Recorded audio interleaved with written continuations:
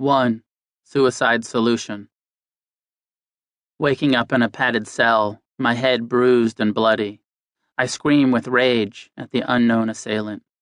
My wrists are raw and tender from the previous evening's suicide attempt. The padded walls and cushioned floor are trapping me in here with my worst enemy, myself. Death seems to be the only solution. Kill the one who has created so much suffering for so long. Destroy the body that has done nothing but crave for more of the substances that make me lie, steal, and fight every moment of my existence. There is no shelter, no refuge, no hope for redemption. The only thing I have to look forward to is more of the same, and it's just getting worse and worse. I have no strength to continue this battle and no will to live. I must annihilate this evil mind and worthless body to ever find peace. The years of violence and street life have finally caught up with me.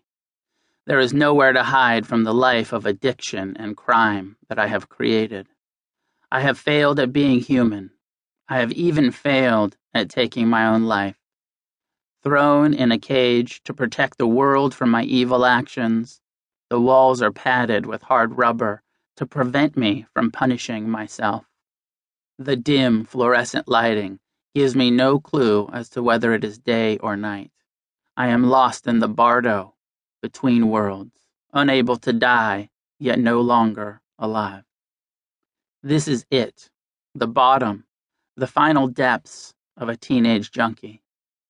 I have lost all touch with reality, with love, even with the hatred that once fueled my punk rock rebellion. I have nothing left to live for. I once had the fury of the anti-authority, anti-establishment, anti-everything ethic, punks versus the world running through my veins.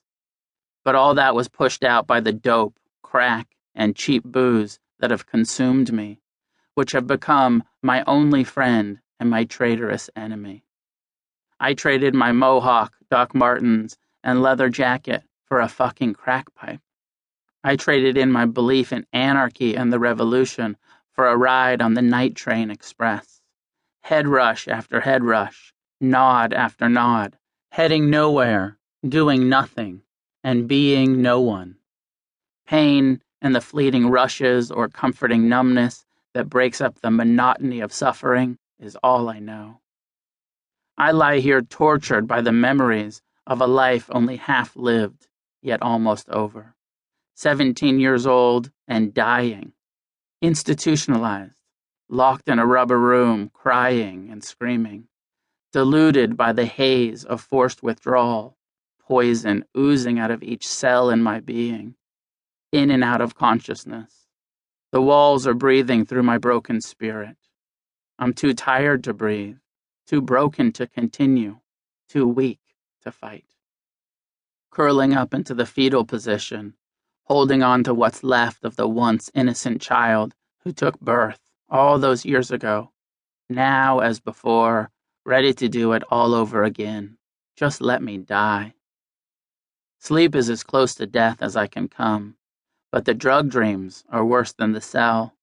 The toxic horrors torment my slumber. No rest for the wicked, no escape from the hungry ghost and the demonic guardians of the underworld that fill my dreams. Rousted by Tim, the guard I know all too well, I'm told that my father is on the phone. He looks at me with suspicion and concern, says I can take the call, but he'll have to go with me.